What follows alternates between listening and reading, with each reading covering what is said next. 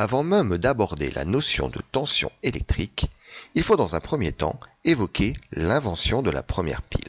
Tout commence vers 1780 en Italie. Luigi Galvani, professeur d'anatomie à l'université de Bologne, s'intéresse à l'action de l'électricité sur les nerfs. Pour cela, il réalise plusieurs expériences sur des nerfs de grenouilles mortes et s'aperçoit, un peu par hasard, que l'utilisation de 2 scalpels métalliques sur les nerfs provoque la contraction de ceux-ci. Il en conclut, trop rapidement, que l'électricité est à l'intérieur du muscle de l'animal et que l'approche des métaux la libère et provoque le mouvement de son muscle. Alessandro Volta ne tarde pas à réagir. Pour lui, le mouvement de la patte est dû au courant électrique produit par les 2 métaux. Pendant une dizaine d'années, les savants se disputent la bonne interprétation, jusqu'à ce qu'en 1800, Volta présente un assemblage de disques de cuivre et de zinc qui produit tout seul de l'électricité. Cet assemblage prendra très rapidement le nom de pile électrique. C'est un triomphe pour Volta. L'Europe entière veut le saluer. Le premier consul Bonaparte le reçoit avec tous les honneurs et le couvre d'or.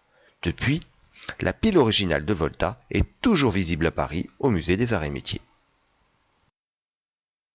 La tension électrique, notée U, représente une différence d'état électrique entre 2 points d'un circuit.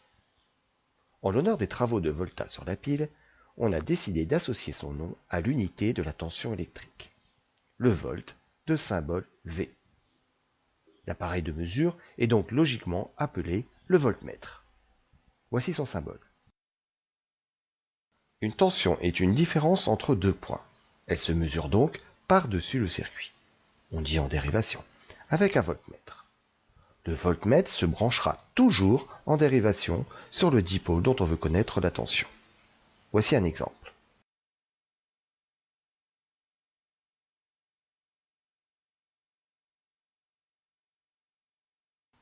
En pratique, pour mesurer la tension aux bornes d'un dipôle, une lampe par exemple, on utilisera un voltmètre.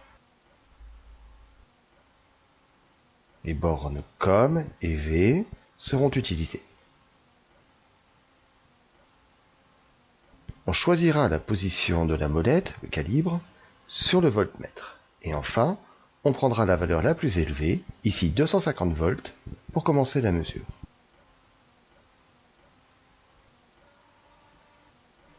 On reliera le dipôle avec les bornes COM et V. La borne V est reliée au plus et la borne COM au moins.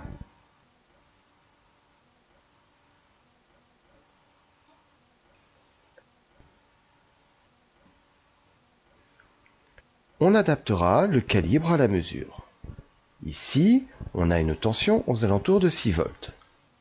Le calibre le plus adapté est donc 20 volts. Si on choisit un calibre trop faible, l'appareil indiquera une lettre I. Il faut donc retourner sur le calibre précédent. En cas d'inversion des branchements, comme ceci,